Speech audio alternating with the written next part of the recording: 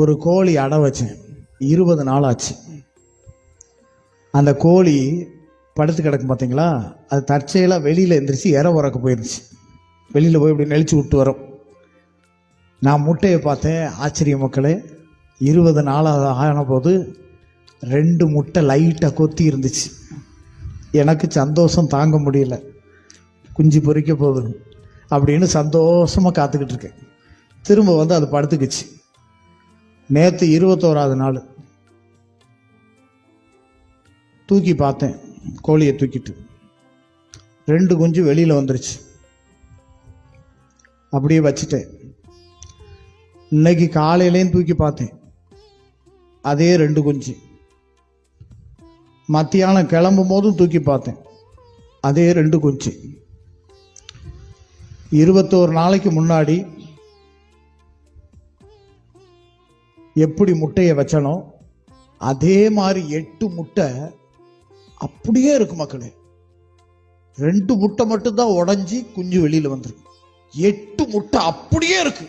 எனக்கு அழுகை வந்துருச்சு. முட்டையா இருக்கும் அப்படின்னு சொல்லிச்சு.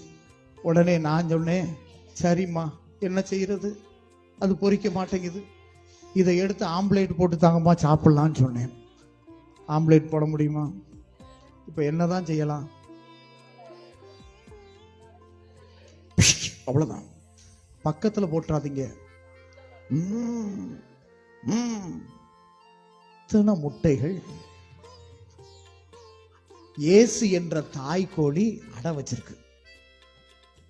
40 நாள் அடை காக்குமா. இந்த 40 நாளைக்கு பேரு வந்து தவசு காலம்னு பேரா. 40 நாள் அடை காக்குமா. பெரிய வியாழன் பெரிய வெள்ளி நெருங்கி வருமா. அது முடிஞ்சு ஒண்ணு வருமா. அது என்னது? ஈஸ்டர். ஈஸ்டர் வர்ற அன்னைக்கு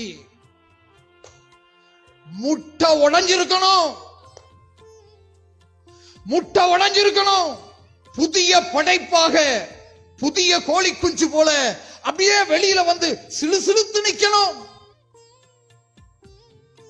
அப்படி நிக்காம சாம்பல் புதனுக்கு முந்தின நாள் அது எப்படி இருந்துச்சோ அதே மாதிரி அப்படியே அசையாம இருந்தா, அதே பகை உணர்வு, அதே கெடுதல் சிந்தனை, அதே கெட்ட பேச்சு, அதே பொரணி, அதே குடி, அதே கூத்தாட்டம் எல்லாம் இருந்துச்சுன்னா,